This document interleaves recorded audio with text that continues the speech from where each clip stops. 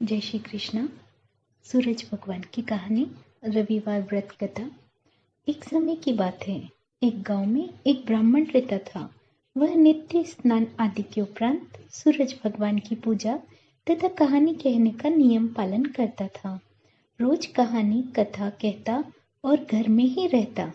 उसकी पत्नी कहती, कमाए बगैर कैसे चलेगा। तंग आकर वह घर से निकल पड़ा। एक कुएं के पास बैठना चाह रहा था। हिरनियों ने उसे बैठने नहीं दिया। हाट में जाकर बैठना चाहा तो दुकानदारों ने उसे निकाल दिया। निराश होकर वह जंगल में गया। वहाँ एक सूखे तालाब के पास विश्राम लेना चाहा। उस तालाब में थोड़ा सा पानी था। ब्राह्मण ने नहा धोकर सूरज भगवान की पूजा की, सूखे पीपल के पेड़ को सींचा और झाड़ के पास बैठकर कथा करी। उसी समय तालाब भर गया और झाड़ पर पत्ते फूटने लगे। झाड़ हरा भरा हो गया। घर की ओर जाने लगा। तब सूरज भगवान ने कहा, ब्राह्मण कोई वर मांग। ब्राह्मण इधर उधर देखने लगा। उसे कोई दिखा ही नहीं। रोजाना ऐसा ही होने लगा। ब्राह्मण डर के मारे पीला पड़ गया। एक दिन ब्राह्मणी ने पूछा, आपकी ऐसी हालत क्यों हो रही है?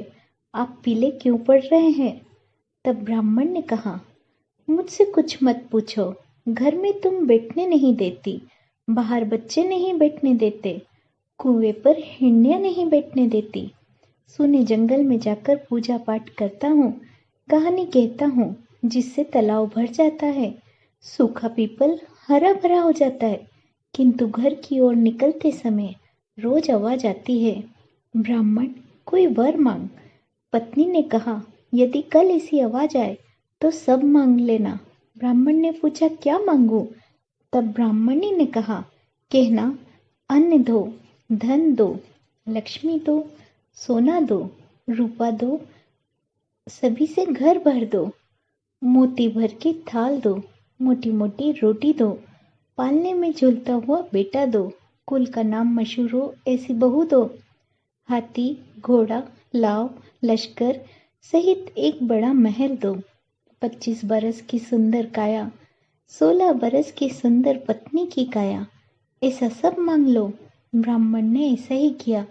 सूरज भगवान ने कहा, ब्राह्मण तू देखने में तो भोला लगता है, किंतु संसार की सभी वस्तुएं तूने मांग ली।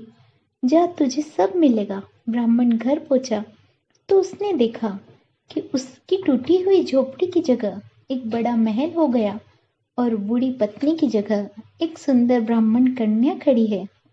ब्राह्मणी ने कहा, आपने जो सूरज भगवान से मांगा है वो उन्होंने हमें दे दिया। ब्राह्मण ने कहा, इतने धन का हम क्या करेंगे? तब ब्राह्मणी बोली, इस धन से हम कुंवारी कन्याओं का विवाह करेंगे, दहेज देंगे, होम हवन करेंगे, नगर के सभी वासियों को भोजन कराएंगे। ब्राह्मण ने गांव की सभी लोगों को भोजन के लिए आमंत्रित किया, सभी को भोजन कराया और सोने का एक सिक्का दक्षिणा में दिया। सभी लोग ब्राह्मणी की जय हो ऐसी घोषणा करने लगे। नगर के राजा ने उसे बुलावा भेजा। तब ब्राह्मण ने कहा, यह जय जयकार मेरी नहीं, सूरज भगवान की होनी चाहिए, क्योंकि उन्हीं की कृपा से मेरा कल्याण हुआ है। ब्राह्मण ने अपने जीवन में घटी सभी घटनाओं को राजा को बताया। तब राजा ने कहा, भाई मेरे पास धन तो बहुत है, किंतु कोई पुत्र नहीं। मुझे पुत्र प्राप्त हो ऐसा कोई जतन बताओ। तब ब्राह्मण ने कहा, राजा तुम अपने नाम का ढिंडोरा पिटवाना बंद कर दो, सूरज भगवान का नाम का ढिंडोरा पिटवाओ।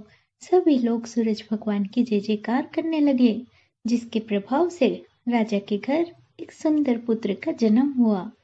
हे सूरज भगवान, जैसी कृपा आपने ब्राह्मण और राजा पर करी, वैसी कृपा सभी पर करना। कहानी में जो त्रुटि है कृपा उसे पूर्ण करे। जय श्री कृष्ण।